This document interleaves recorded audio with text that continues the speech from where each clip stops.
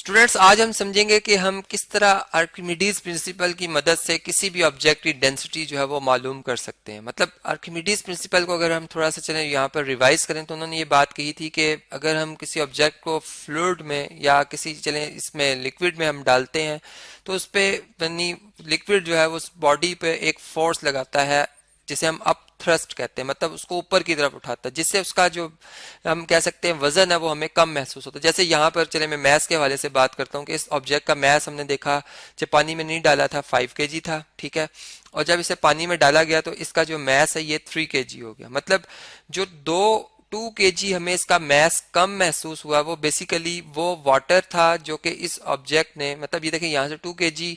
जो वाटर है अगर आप देखें तो यहाँ बाहर आ गया। मतलब कि जो ऑब्जेक्ट का जितना मैस कम महसूस होगा उतनी जो मिकदार में वो वाटर को बाहर निकाल देगा, ठीक है, 2 kg ऑफ वाटर बाहर आ गया। तो इसी को आर्किमिडीज प्रिंसिपल कहा गया है। अब हम ये देखते हैं कि अगर फर्ज करें इस ऑब्जेक्ट की जो डेंसिटी है वो हमने मालूम करनी है, ठीक है,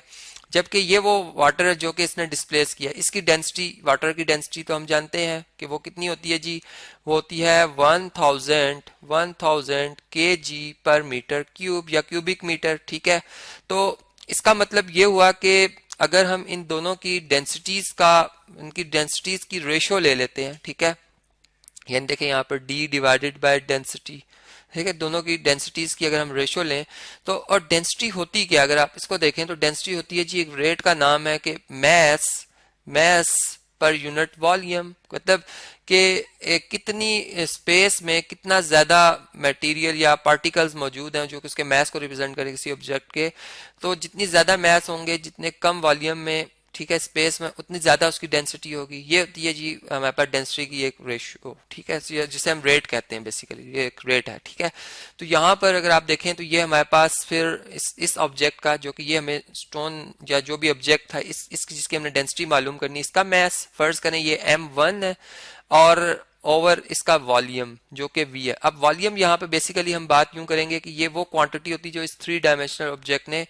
जो है वो ऑक्यूपाई की, स्पेस के सेंस में हम बात कर रहे हैं, ठीक है। जबकि ये वो डेंसिटी है जो कि इस लिक्विड की है, ठीक है, जिसका मैस यानी जो कि डिस्प्लेस्ड मैस कहलाएगा, इस ऑब्जेक्ट ने डिस्प्लेस किया था इस लिक्विड को, ठीक है, वो कितना है m2 है, ठीक है, ओवर वॉल्यूम। अब देखें यहाँ पर जो मैं वॉल्यूम ले रहा हूँ वो इक्वल ले रहा हूँ, मतलब कि देखें जो स्पेस थी, मतलब जितना हम ये कह सकते हैं कि ये यहाँ से वाटर जो निकला है बेसिकली वो हम ये कह सकते हैं कि वो एक तरह से यहाँ पर इसकी जगह, मतलब ये जो देखें यहाँ पर इस ऑब्जेक्ट ने जो स्पेस ऑक्यूपाई कर लिया इस लिक्विड का, अब वहां पर लिक्विड नहीं है, ठीक है, और वो डिस्प्लेस्ड हो गया लिक्विड। तो वो वॉल्यूम के लिहाज से अगर हम देखें तो वो दोनों स्पेस के लिहाज से अगर देखें दोनों इक्वल है, ठीक है, इसलिए यहाँ से v और ये v क्या हो जाएगा, कैंसिल हो जाएगा, ठीक है। और हमारे पास जो डेंसिटी ओवर डेंसिटी, मतलब डेंसिटी ऑफ ऑब्जेक्ट और डेंसिटी ओवर लिक्विड की जो रेशियो आएगी वो m1 ओवर m2 आ जाएगी, ठीक है, यहाँ तक। अब आप देखेंगे अगर जो हमारे पास ग्रेविटेशनल एक्सलेरेशन है जिसकी वैल्यू कांस्टेंट होती है, जी होती है, स्मॉल जी, अगर हम इससे दोनों तरफ मल्टीप्लाई कर दें, मतलब रेशियो को ऊपर भी और नीचे न्यूमरेटर और डिनोमिनेटर से मल्टीप्लाई कर दें, तो m1g जो होगा वो क्या चीज होगी जी, वो वेट होगा। न्यूटन्स मतलब लॉ के मुताबिक, जो हम सेकंड लॉ में हमने पढ़ा था, एक नेट फोर्स की मैग्नीट्यूड किसके इक्वल होती है जी, वो उस फोर्स कि जो एक्सलेरेशन बॉडी में प्रोड्यूस हुआ उसके और उसके उसी बॉडी के मास के प्रोडक्ट के इक्वल होती है, ठीक है, F is equal to M A. तो यहाँ से फिर हम, या weight equal to W equal to M G होता है, तो यहाँ से वो वेट आ जाएगा, ठीक है। तो ये हमारे पास क्या आ जाएगा जी, ये वेट आ जाएगा ऑब्जेक्ट का, ठीक है, जो कि यहाँ पर है, जबकि ये जो वेट आएगा ये इस डिस्प्लेस्ड लिक्विड का आएगा, ठीक है, जिसको मैं W कह रहा हूँ, ठीक है, जो कि हम इसे बाइनट फोर्स भी कह सकते हैं, बाइनट फोर्स भी कह सकते हैं, क्योंकि इसकी मिकदार आर्किमिडीज प्रिंसिपल के मुताबिक हमने कहा था उतनी ही होती है, ठीक है, यानी ये जो फोर्स है ये इतनी होती है जितनी के हमारे पास जो लिक्विड के अंदर जो बाइनट फोर्स लगी है जिसने इस लिक्विड को बाहर निकाला है, ठीक है। तो यहाँ से आप देख सकते हैं कि ये रेशियो हमारे पास बराबर आ गया। अब यहाँ से हम डेंसिटी ऑफ जो ऑब्जेक्ट है वो जो कि कैपिटल डी से मैं जाया करूँ फाइंड कर सकते हैं। अब हम डेंसिटी से दोनों तरफ मल्टीप्लाई करेंगे, यहाँ पे W1 ओवर W आएगा मल्टीप्लाई बाय रो, ठीक है, जो कि डेंसिटी ऑफ लिक्विड है,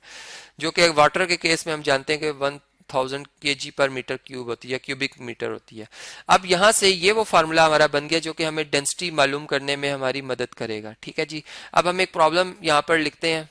यानी इस तरह से है कि मैं यूं बात करता हूं कि जो एक मेटल स्पून है, ठीक है, एक चम्मच है जी मेटल, किसी भी एक धात का हमने यहाँ पर सिलेक्ट किया, उस धात की डेंसिटी हमने बेसिकली मालूम करनी है। ठीक है,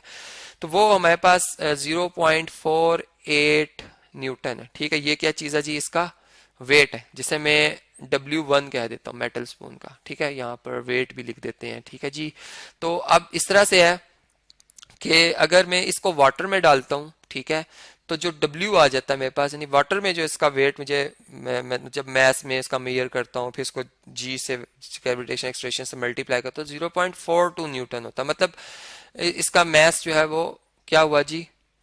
वो मतलब ये वो डिस्प्लेस्ड, बल्कि हम यूं कहेंगे ये वो डिस्प्लेस्ड जो है वो बल्कि ये वो वेट आ गया जी, ये वो वेट आ गया जो कि इसका लिक्विड में अब डिस्प्लेस्ड जो वेट होगा वो कितना होगा, इसको हम W2 कहेंगे। वो होगा इस W1 में से, यानी इसका जो पानी से बाहर और जो पानी के अंदर वेट है, इनका डिफरेंस होगा। ठीक है, तो वो अगर हम कैलकुलेट कर लें तो वो आएगा जी 0.06 न्यूटन। ठीक है, ये वो डिस्प्लेस्ड वाटर का, या हम यूं कह सकते हैं जैसे ऊपर मैंने एग्जांपल में बताया था कि जब हमने स्टोन डाला तो 5 kg पहले वेट था, सॉरी उसका मतलब जो क्या कह सकते हैं मैथ था, और फिर 3 kg था, और ये 2 kg जो था ये बेसिकली डिस्प्लेस्ड वाटर का मैथ था। तो यहाँ पर जो डिस्प्लेस्ड जो वेट बनेगा, यानी जो बाइनट फोर्स बनेगी, जिसको मैं अपथ्रस्ट कह सकता हूँ, ठीक है, वो कितनी बनेगी, 0.606 न्यूटन बनेगी। ठीक है, तो अब इस वैल्यू को अगर हम उस फार्मूला में पुट कर लें, ठीक है, तो W1/W मल्टीप्लाई बाय रो। ठीक है, तो W1 कितना हमारे पास, W1 है 0.48, इसको हम डिवाइड करेंगे 0.06 से और मल्टीप्लाई कर देंगे 1000 से। ठीक है जी, इनके यूनिट्स हम बाद में भी लिख सकते हैं और साथ साथ भी लिख सकते हैं। ठीक है, यहाँ से जब हम इस वैल्यू को कैलकुलेट करते हैं तो ये हमारे पास आती है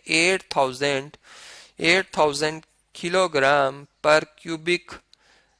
मीटर। ठीक है, मतलब देखिए यहाँ से हमें ये बात पता चल रही है कि जो डेंसिटी ऑफ जो लिक्विड थी, वाटर थी, वो थी 1000 kg पर मीटर क्यूब। मतलब कि वाटर के 1000 मालिक्यूल्स, मतलब अगर मैं पार्टिकल्स के तौर पे कह रहा हूँ तो वो 1 क्यूबिक मीटर में आ रहे हैं, जबकि इधर 8000 जो है वो इसके पार्टिकल्स, जो जिसका ये स्पून बना हुआ है उसके पार्टिकल्स 1 क्यूबिक मीटर मतलब उस स्पेस में आ रही है। इसका मतलब इसकी डेंसिटी बहुत ज्यादा है। ठीक है, तो यहाँ से फिर हमें ये इस तरह से डेंसिटी मालूम करने का जो एक आइडिया वो मिलता है, और हमने देखा कि एक स्पून या इसी तरह कोई भी ऑब्जेक्ट हो उसकी डेंसिटी हम कैसे आर्किमिडीज प्रिंसिपल की मदद से फाइंड आउट कर सकते हैं।